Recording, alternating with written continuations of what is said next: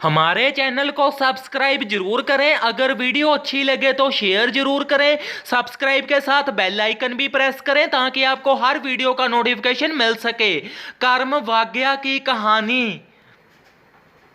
एक समय की बात है कि एक गांव में दो आदमी रहते थे। उनमें से एक तो बहुत ही बुद्धिमान था, पर एक तो जमा ही बेवकूफ होता है।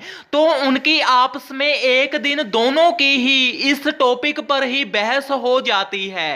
एक कह रहा होता है कि कर्म बड़ा, और दूसरा बोलता है कि भाग्य बड़ा है। जिसने उसे कहा होता है कि कर्म बड़ा है, वो तो अपना काम कर ही जाता है, खूब मेहनत करता है, और दूसरा जिसको भाग्य बड़ा लगता होता है वह आराम से बैठा रहता है, सोता रहता है। उसको तो ये ही होता है कि जो भाग्य में लिखा है मुझे मिल ही जाना है। ऐसे ही कुछ महीनों का टाइम निकल जाता है।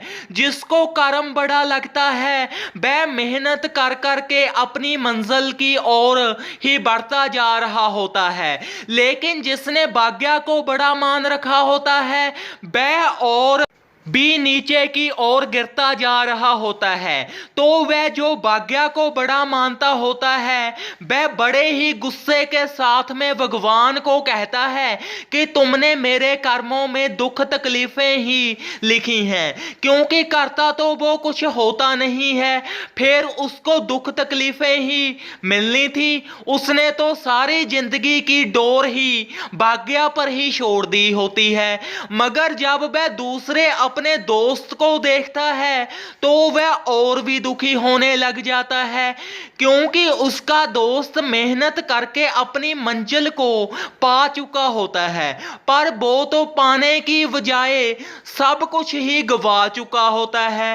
तो वह उसी अपने दोस्त के पास आता है और बोलता है कि मेरे दोस्त, जो तूने कहा था कि कर्म बड़ा होता है वो सच ही है। मैं ऐसे ही तुम्हारे साथ बहसी गया।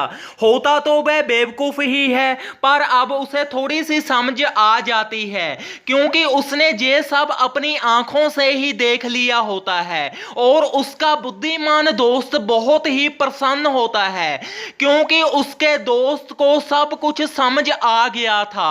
फिर वह भी अपने यार की तरह ही काम करने लग जाता है और कुछ ही महीनों में अच्छा मकाम हासिल कर लेता है। फिर उसका बुद्धिमान दोस्त और भी ज्यादा प्रसन्न होता है। उसे होता है कि मेरे करके अगर किसी की जिंदगी बन गई तो इससे अच्छी बात तो कोई और हो ही नहीं सकती। वह दोनों ही फिर खुशी खुशी अपने घर राजी रहते हैं।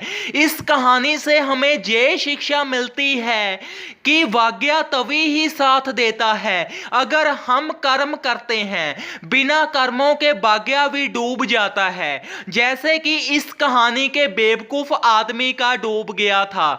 जब वह जमा ही बर्बाद हो गया, फिर जाकर उसे समझ आई कि काम तो करना ही पड़ेगा, क्योंकि जब उसने सारी कहानी ही भाग्य के सिर पे छोड़ दी थी और काम वो कोई करता नहीं था, तो घर में जो पैसे पड़े थे वो भी खत्म हो जाते हैं। फिर कहीं जाकर उसे समझ आती है, तभी तो ही वह अपने दोस्त के पास जाकर माफी मांगता है और बोलता है कि कर्म ही बड़ा है। धन्यवाद। इस कहानी को ज्यादा से ज्यादा शेयर करें। अगर आप चैनल पर नए हो तो चैनल को सब्सक्राइब जरूर करें और सब्सक्राइब के साथ बेल आइकन भी प्रेस करें ताकि आपको हर वीडियो का ही नोटिफिकेशन सबसे पहले मिल सके। और आप कहानी को ज्यादा से ज्यादा शेयर करें और चैनल को ज्यादा से ज्यादा सब्सक्राइब करें। Thank you.